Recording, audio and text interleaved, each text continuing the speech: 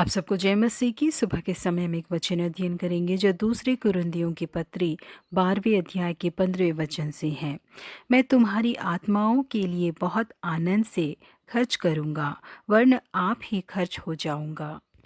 Eric little का जन्म Scotland के एक मिशनरी परिवार में हुआ जो कि चाइना में सेवकाई करते थे। वो पढ़ाई के लिए लंदन गए थे और जिस समय वो पढ़ रहे थे उस समय दौड़ के बहुत ही प्रसिद्ध खिलाड़ी थे। वो पूरे स्कॉटलैंड में ही बहुत ही तेजी से दौड़ने वाले एक खिलाड़ी के रूप में जाने जाते थे। वो 1924 के दौरान जो गर्मियों की ओलंपिक्स हुई थी उसमें 100 मीटर की दौड़ में जिसमें एरिक को दौड़ना था वो एतवार के दिन आया था। इस वजह से एरिक ने उसमें दौड़ने से मना कर दिया। एरिक के सारे ही चाहने वाले बहुत ही मायूस हो गए। लेकिन हफ्ते के बीच में जो 400 मीटर की दौड़ हुई उसमें उन्होंने भाग लिया और एक बहुत बड़े रिकॉर्ड को तोड़ा। और उसके बाद 1925 में अपने माता पिता की राह पर चलते हुए ही यीशु मसीह के लिए एक मिशनरी के रूप में चाइना में सेवकाई करने के लिए चले गए। दौड़ की वजह से उन्हें जो नाम और शोहरत मिली थी उन सबों को उन्होंने यीशु मसीह के लिए त्याग दिया। चाइना जाने के बाद उन्होंने एक एंग्लो चाइनीज विद्यालय में काम किया।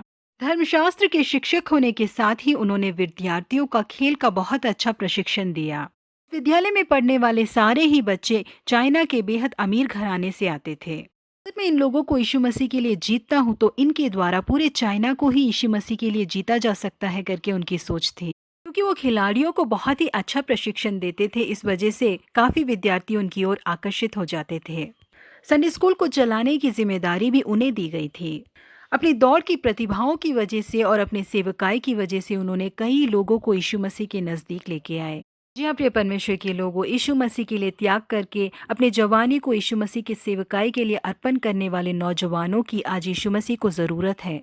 इज़रा, नेहमाया जैसे नौजवानों ने बेबीलोन की बंधुआई से रिहा होकर जब वो वापस यरूशलेम आए, उन्होंने लोगों को वापस परमेश्वर की ओर मोड़ा।